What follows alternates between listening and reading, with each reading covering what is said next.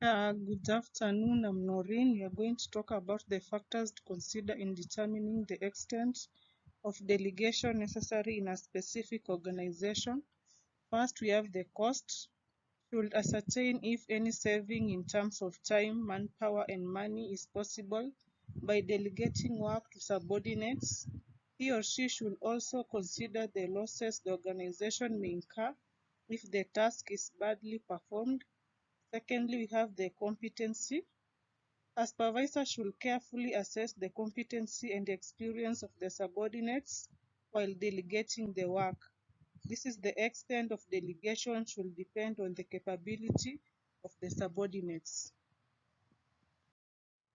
The third factor, we have control system.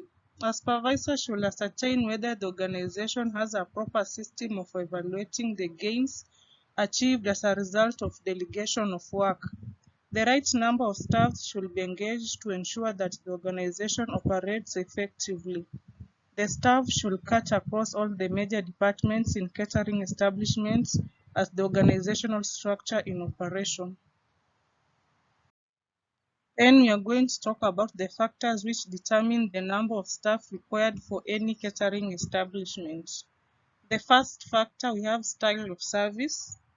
The style of service used by catering establishment will determine the number of staff employed or required. This is there are service method like e.g. cafeterias that require fewer number of staff, while other methods like silver service require many staff.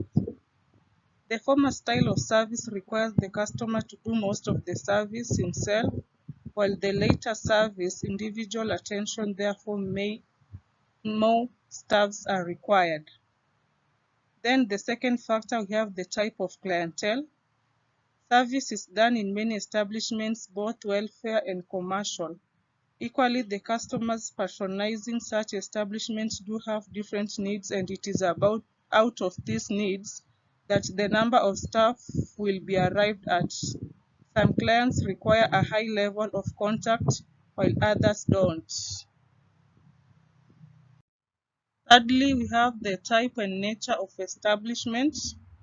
Many establishments differ in terms of class, service offered, and the nature of clients being catered for.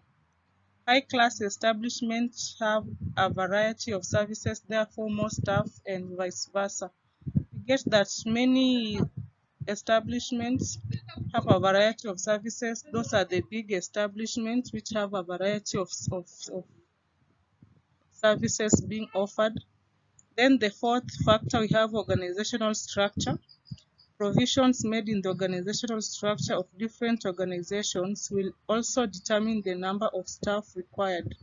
Structures are decided by the policy makers in relation to the type of establishment, nature of client, menu offered, and many others. Lastly, we have the fifth factor, the service equipment and level of technology, where we get to know that establishments which have embraced technology and mechanical equipment will require less staff than those still using manual equipment and processes of operation.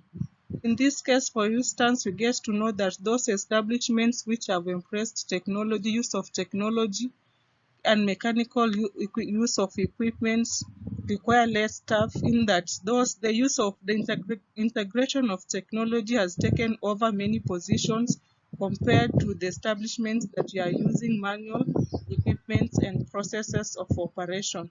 And thank you. That's the end of our presentation today.